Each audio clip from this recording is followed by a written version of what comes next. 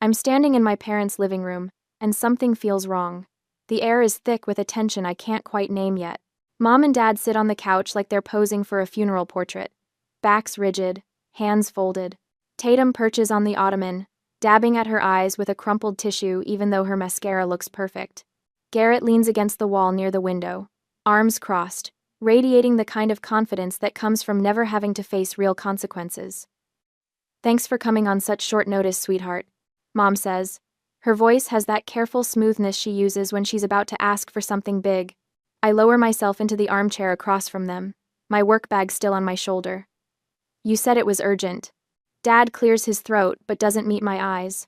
That's the first real warning sign. My father has looked me in the eye through every difficult conversation we've ever had, from the sex talk to the time I wrecked his truck at 17. But not today. Mom straightens her spine. "Tatum and Garrett are losing the house." The words hit me like cold water. I blink, processing, while Tatum's tissue rises to her face again. "The bank gave us 30 days. Garrett adds, his tone almost casual, like he's discussing a delayed package delivery instead of complete financial collapse. I look at my sister. She won't look back. "We've already helped as much as we can," Mom continues.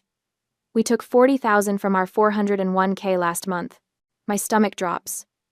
$40,000. Their retirement cushion, the one Dad spent 30 years building, gone. "We need you to cover the rest," Mom says. $85,000. The number hangs in the air between us. I feel my ears start to ring, just slightly, like someone turned up the volume on a sound only I can hear.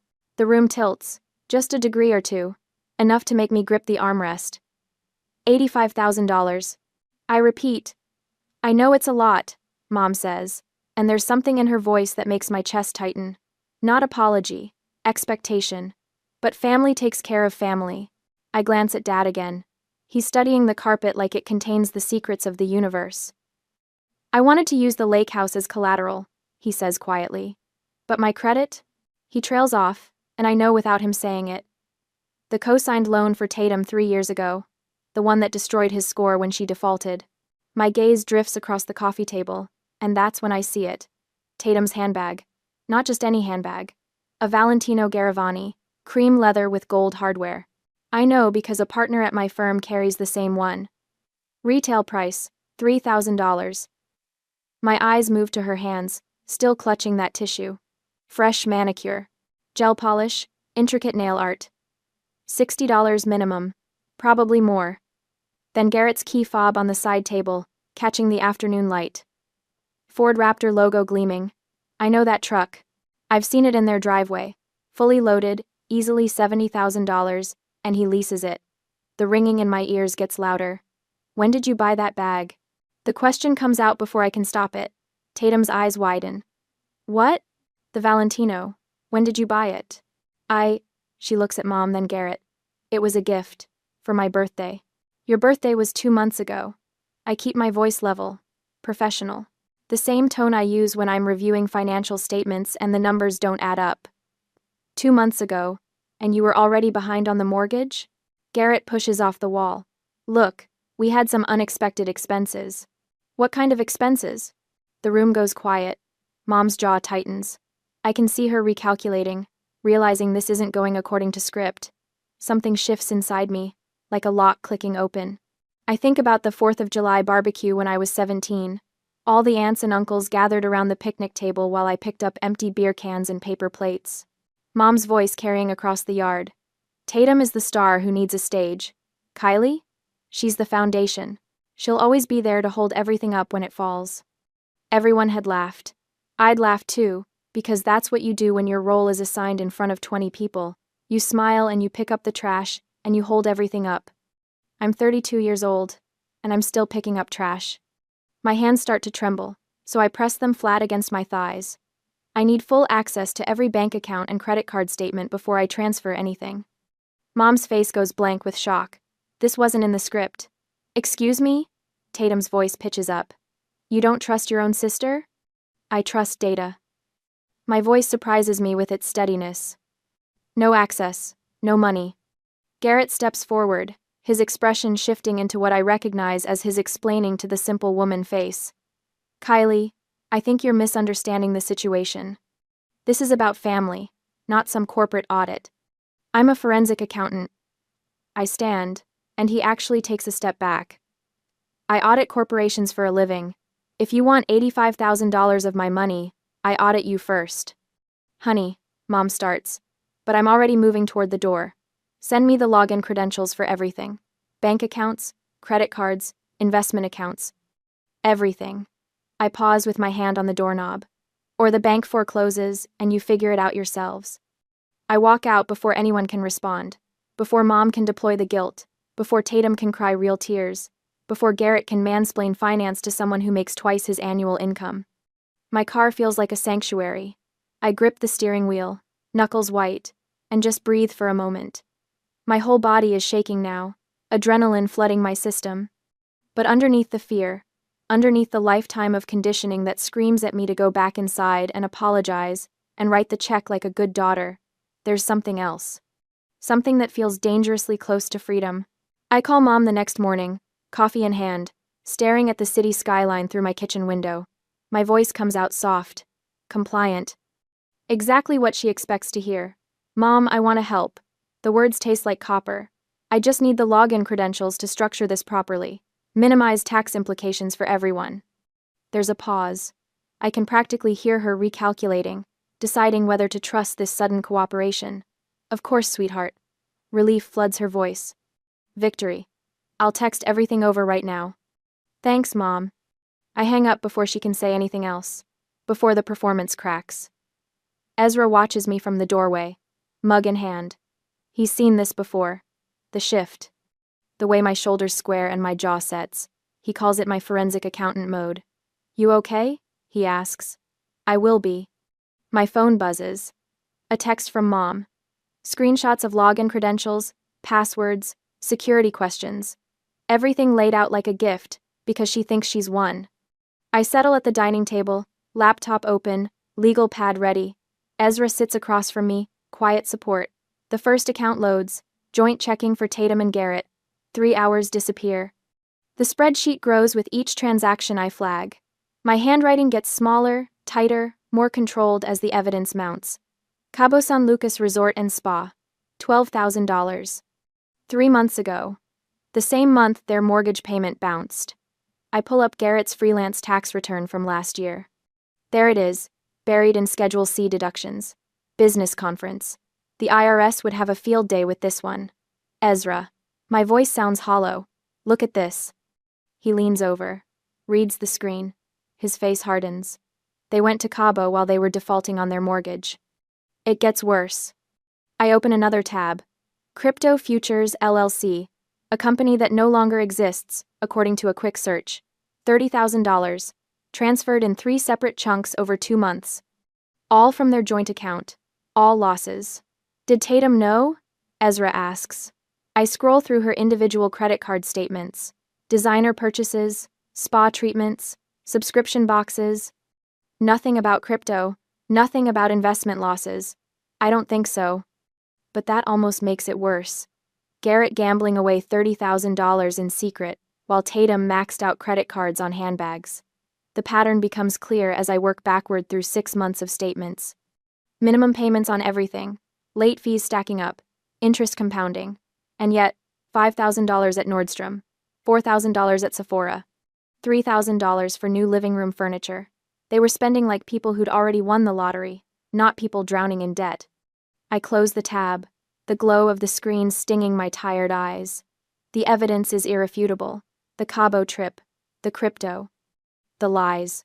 They're not just bad with money, I say, my voice trembling slightly. They're lying to everyone, including each other. Ezra looks up from his laptop, where he's been researching secured loan agreements at my request. I want to drive over there right now. No.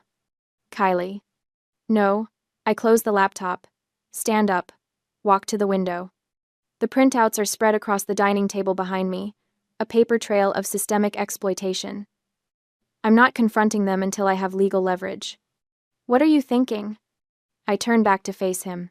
The morning light makes the spreadsheet numbers almost glow. This isn't a rescue. This is a hostile takeover of my bank account. The clarity feels sharp, clean, like a surgical blade.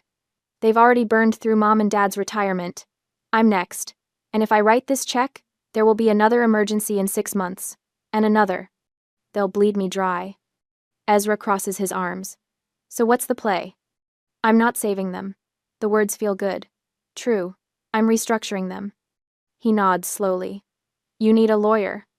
I need collateral. I pick up my phone, start typing notes. Secured loan. Real consequences for default. Something that makes them think twice before buying another handbag while they're behind on payments. Your parents' lake house. I meet his eyes. He knows what that property means to my family. Summer weekends, 4th of July barbecues, the dock where Dad taught me to fish. It's the one asset they have left that matters. Yeah. Your mom will lose her mind. My mom took $40,000 from their 401k without asking me first. I sit back down, pull the laptop toward me. She made her choice. I'm making mine. She made... Ezra reaches across the table, covers my hand with his. You're not being cruel. You're being sane. Something in my chest loosens slightly. Permission I didn't know I needed. I know. But my stomach still churns. My hands still shake when I think about actually presenting these terms. 32 years of conditioning don't disappear in a weekend. I spend the rest of the afternoon researching loan structures, default clauses, collateral requirements. Ezra makes dinner. I barely taste it. At midnight, I'm still at the table, drafting terms. 8% interest, monthly payments, 30-day default trigger, the lake house deed held in escrow. My phone sits face down beside my laptop. 6 missed calls from Mom, 4 texts from Tatum. I don't respond. Ezra appears with chamomile tea. You should sleep. Soon. He kisses the top of my head. I'll go with you. When you do this. Whatever you need. I need to do it alone. Okay. He doesn't argue, just squeezes my shoulder and heads to bed.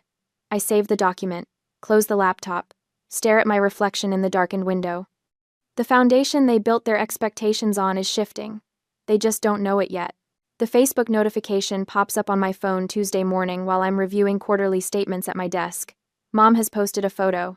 I click it, and my chest tightens. It's from 5 years ago, the summer barbecue at the lake house. All of us squeezed onto the dock, faces sunburned and smiling.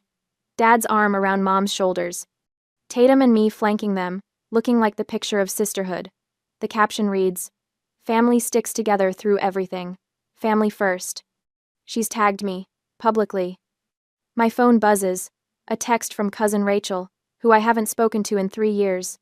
Your mom said you're helping Tatum. That's so generous. Another buzz. Aunt Linda. Family is everything. So proud of you. I set the phone face down and force myself to breathe. 47 comments already. She's mobilizing the extended family, painting me as the hero before I've agreed to anything. Creating a narrative where saying no makes me the villain. My phone rings. Garrett's number. I consider letting it go to voicemail, but something stops me. Know your enemy. Document everything. Kylie! Hey, glad I caught you. His voice has that aggressive cheerfulness salespeople use. Listen, I've been thinking about your situation, and I want to help you understand the investment opportunity here. I pull up a blank document on my computer and start typing. Timestamp. 10:47 a.m. Go on. So, the crypto thing. I know it looks bad on paper, but you have to understand market cycles. Bitcoin's just in a dip right now. If you were to invest with me, say 50,000, I could easily double that in 6 months, maybe triple it. I type his exact words. You're suggesting I give you $50,000 to invest in cryptocurrency. Not give. Invest. Big difference. He laughs like we're sharing a joke. I've got connections in the space. I know when to buy low. The same connections that lost you $30,000? Silence, just for a beat. That was a different situation. He says, smooth again. Learning experience. But hey, if you're not interested in growing your wealth, no pressure, just thought I'd offer. Thanks for the offer, I say. My voice could freeze water. I'll keep it in mind. I hang up and save the document, evidence folder growing. My hands are completely steady. At 3 o'clock, I present findings to the audit committee. $7 million discrepancy in a pharmaceutical company's R&D spending. I walk them through my analysis, fielding aggressive questions from their legal team, never breaking composure. When I return to my desk, I realize something. If I can stare down lawyers defending corporate fraud, I can handle my sister's tantrum. Thursday evening, I'm folding laundry when the doorbell rings. Through the window, I see Tatum on my porch. She's wearing Lululemon from head to toe, hair blown out in perfect waves, the picture of someone who doesn't have a care in the world. I open the door. Hey!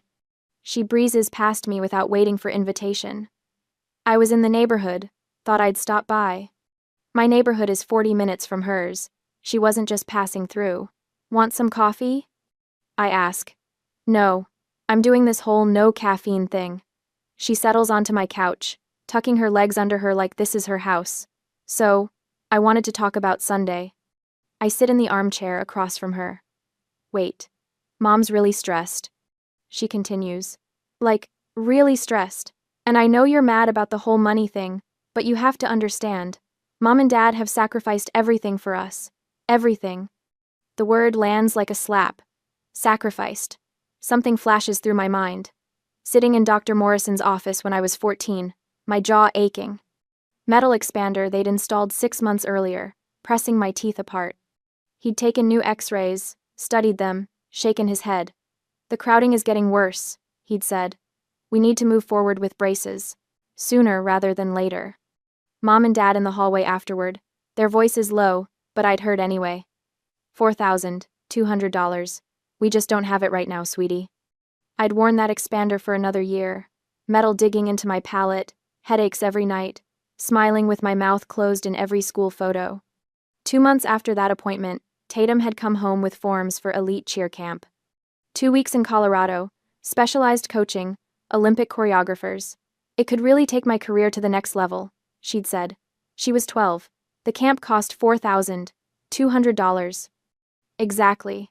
Mom had written the check the same day. I'd gotten braces at 22, paid for Invisalign myself. Wore them for 18 months, every day a reminder of whose potential mattered. Kylie? Tatum waves her hand. You're spacing out. I blink back to the present. She's staring at me, impatient. Sorry. You were saying? I was saying Mom and Dad gave up everything, and now you're making this so hard. Why? Her voice pitches up, tears gathering. Don't you care about family potential? The word again, potential. I want to ask her what my potential was worth. I want to ask her if she remembers the braces she never noticed I didn't have. I want to scream that her potential has cost me everything from my teeth to my sanity, but I don't. Because if I explode now, if I show her exactly how much I remember and how much I've calculated, she'll run straight to Mom. They'll regroup. They'll find new angles, new pressure points. I need her to think I'm still the foundation. Stable. Dependable. Something that can be walked on. I know exactly what potential costs in this family, Tatum. My voice is quiet, even. I'll see you Sunday. She blinks, thrown by my tone. What's that supposed to mean? It means I'll see you Sunday. Her tears appear on cue. You're being so cold. This isn't like you. I don't respond. She tries again, voice cracking. Kylie, please. We're losing everything. Still nothing from me. Her tears dry up fast. Anger replaces them. You know what? Maybe Mom was right. Maybe you do think you're better than us now. Sunday, 2 o'clock. I stand, walk to the door, open it. She stares at me like I'm a stranger, then grabs her purse and storms out, heels clicking hard on my walkway. Through the window, I watch her get in her car. She's already texting before she pulls away, reporting back to headquarters. I'm sure. Kylie's acting weird. Kylie's cold. Kylie's not responding to the usual buttons. Good. I close the door and lean against it. My heart hammers, but not from fear. From something else. Something that feels like power.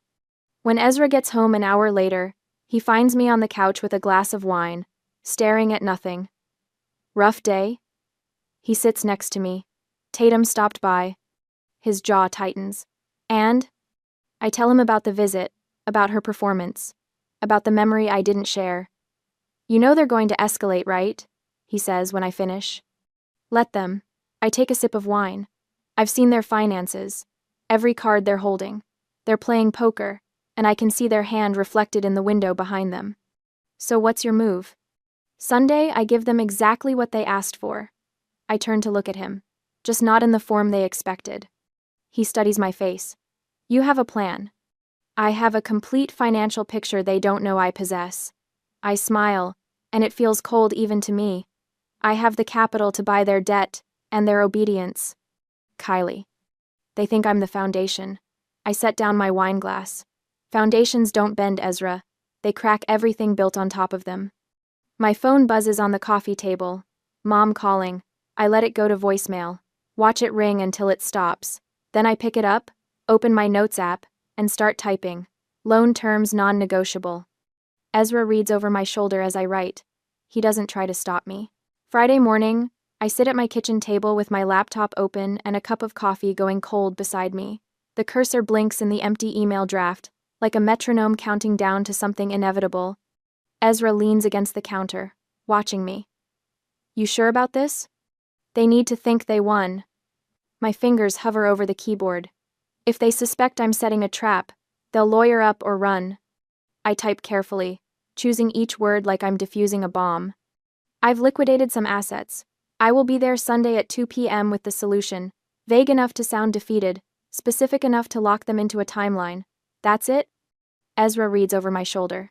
No explanation? Explanations give them room to argue. I add Mom, Dad, Tatum, and Garrett to the recipient line. This sounds like surrender.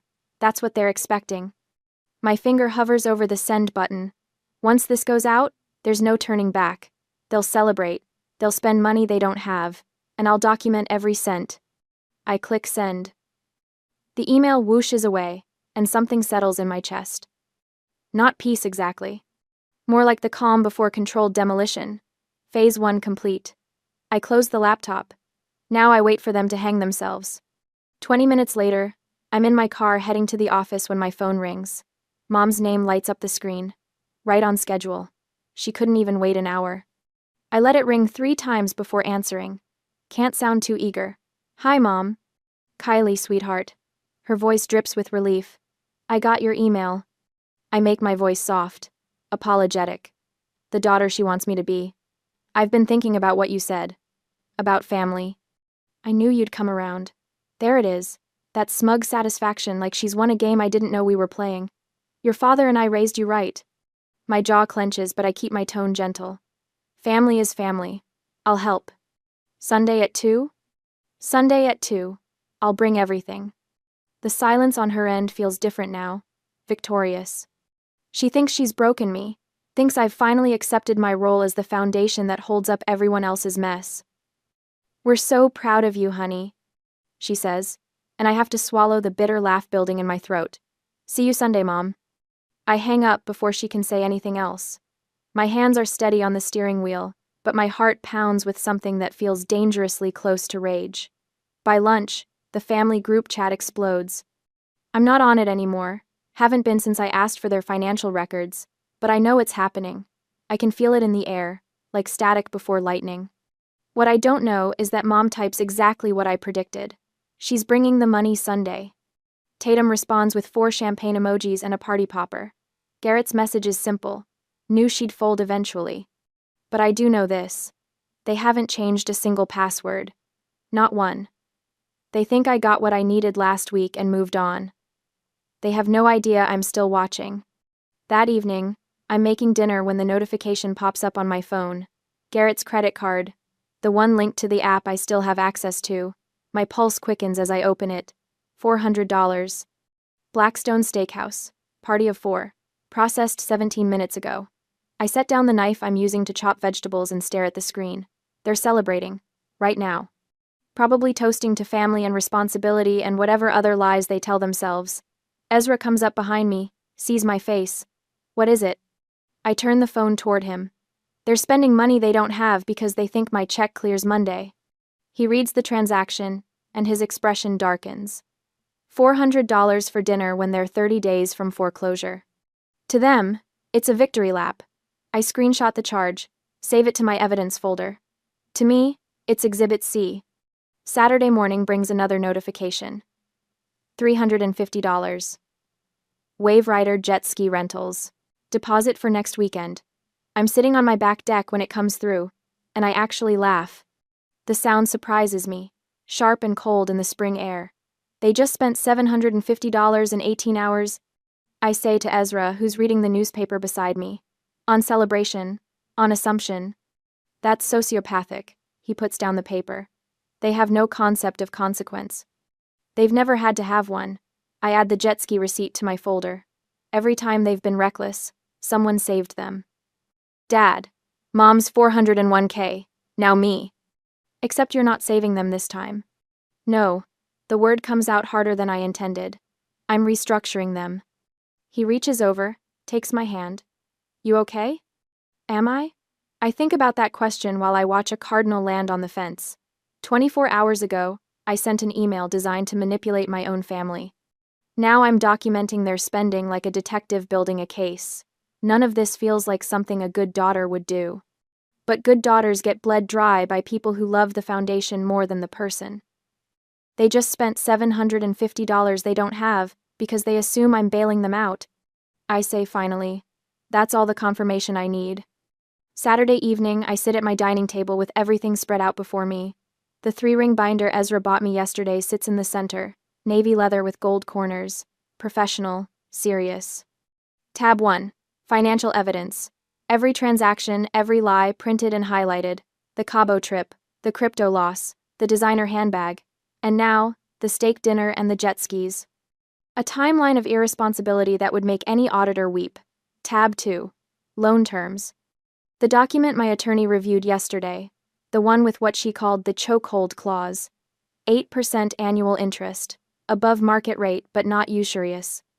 The parents' lake house in escrow as collateral, and the nuclear option buried in Section 7, 30 days late equals automatic deed transfer. No court, no appeal, just done.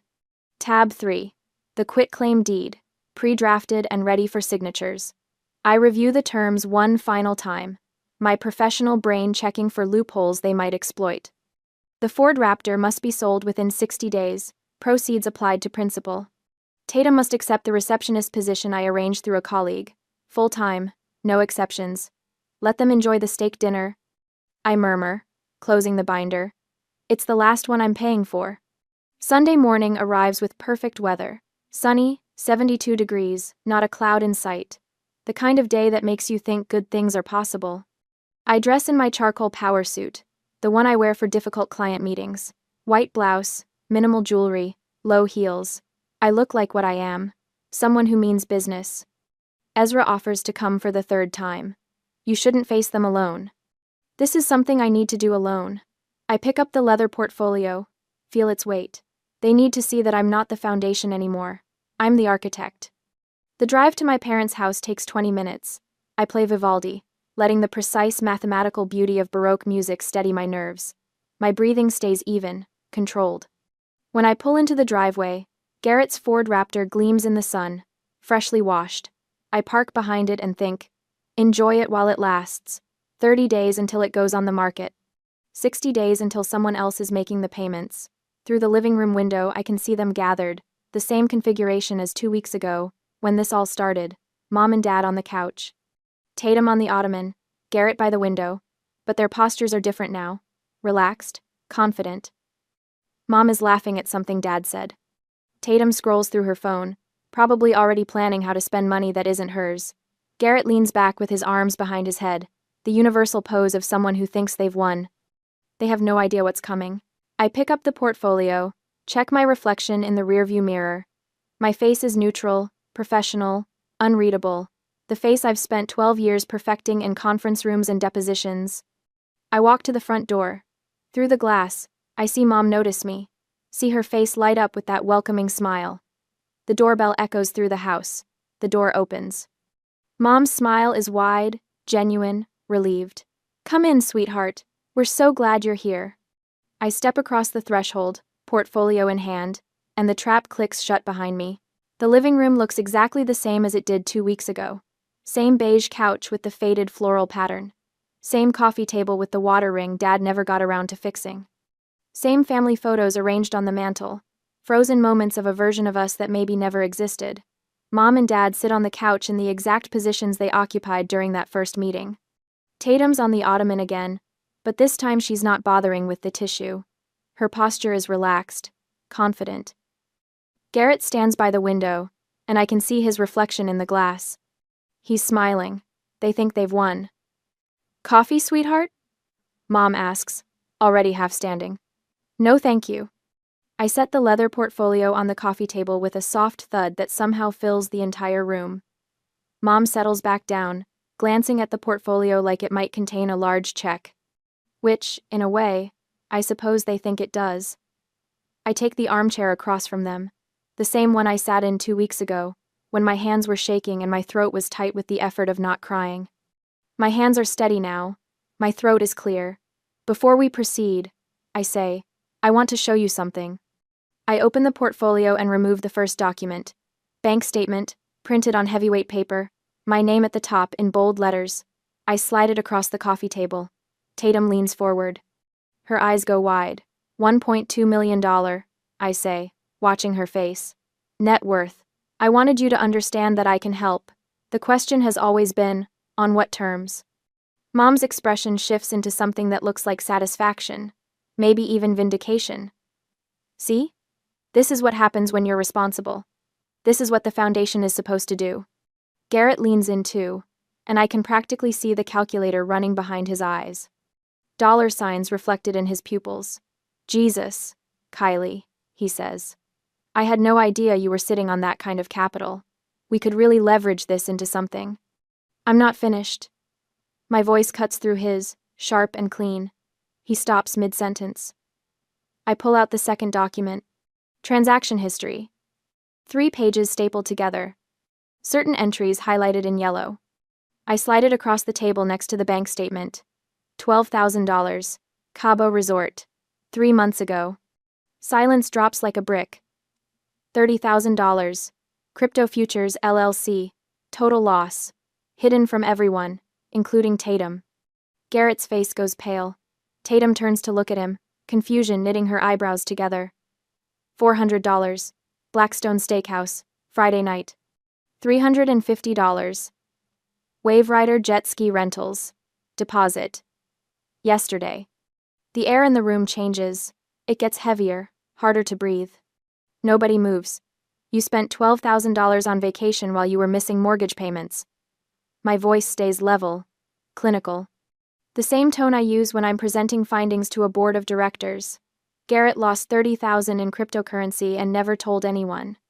You spent $750 this weekend celebrating money you don't have yet. Now wait just a minute, Garrett starts, but I raise my hand. I'm not finished. He closes his mouth. I reach into the portfolio again. The loan agreement comes out next, printed on legal paper, every clause numbered and initialed by my attorney. $85,000. I say. Principal. 8% interest annually. Monthly payments of $1,450. Ah. Dad's face has gone gray. Mom's jaw tightens. Collateral. I continue.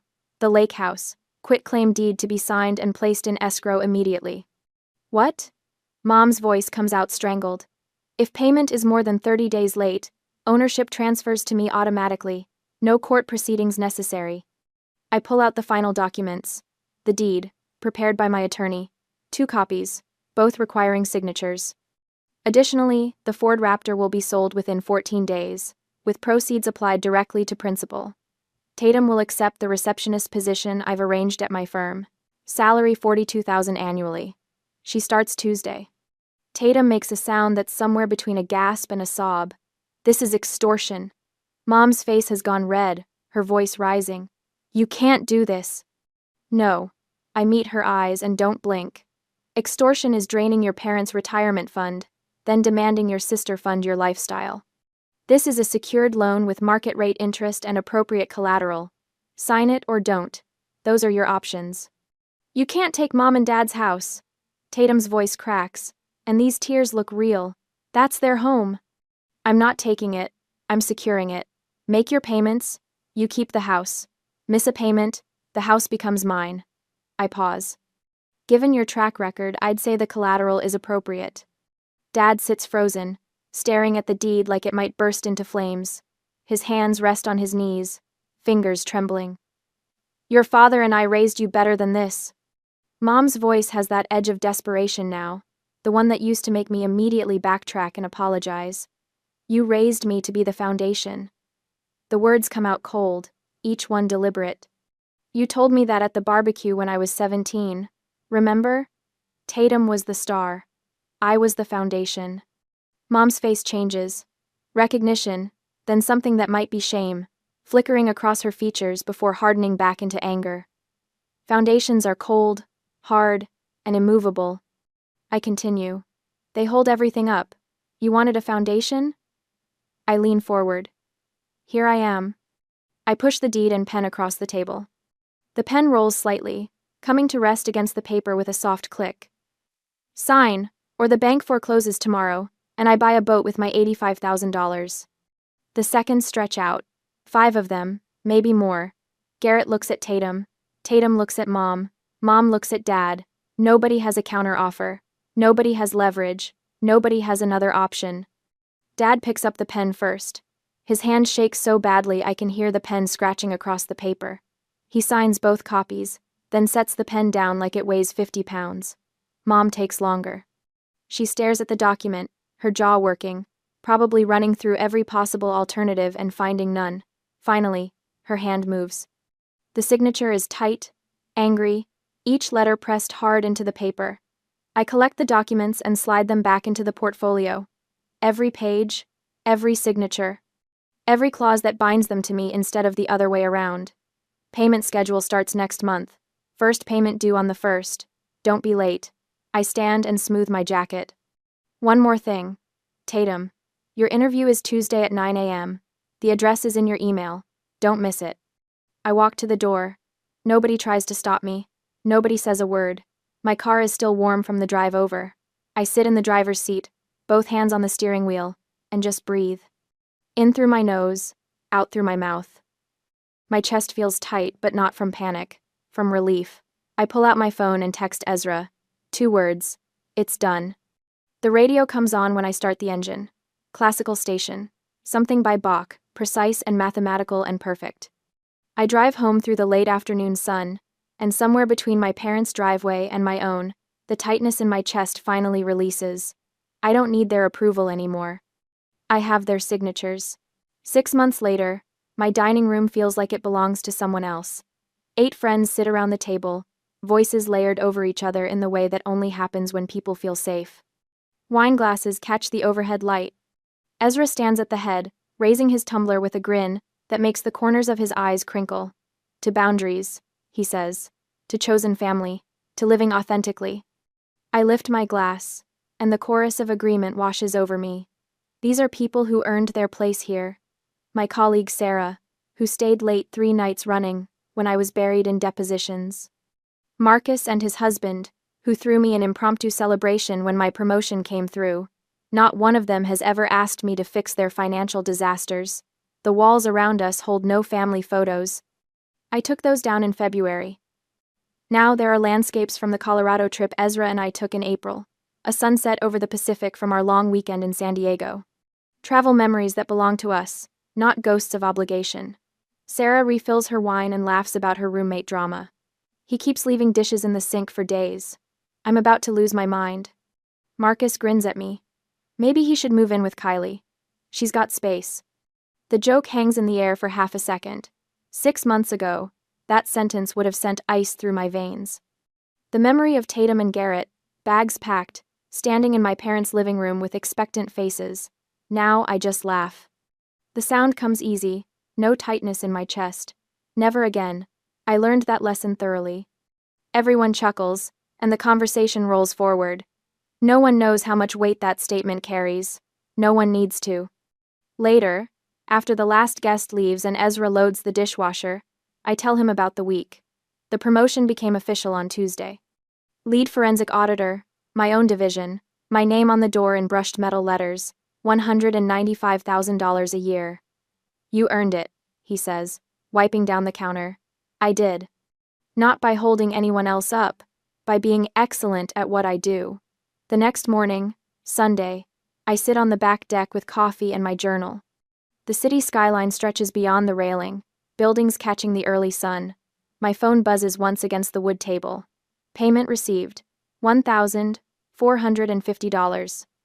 I glance at the notification and delete it without opening the details. The Ford Raptor sold in March, and Tatum showed up to her receptionist job every morning at 8:45 for 6 months straight. The monthly payments draft automatically from their account on the 1st. They learned fast that 30 days late means the lake house deed transfers to me.